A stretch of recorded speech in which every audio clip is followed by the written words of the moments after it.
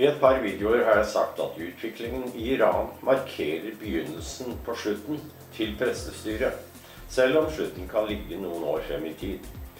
Den folkelige oppstanden de siste dagene bekrefter en type utviklingsprosess som en kjenner igjen fra andre diktaturer opp gjennom historien.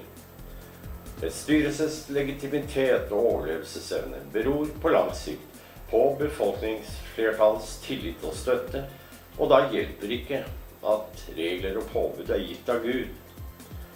Styresmaktene beskylder Vesten og vestlige media for å stå bak alt bråket. Å skylde på en ytre fiende er en velkjent metode som diktaturer ofte har brukt i lignende situasjoner. Denne gangen tror jeg at de fleste iranere ikke kjøper denne billige og ansvarsfraskrivende retorikken. Hvis intellektuelle, studenter, kvinnebevegelse og arbeiderbevegelse blir tilstrekkelig samordnet, vil det skje strukturelle og varige politiske endringer i Iran.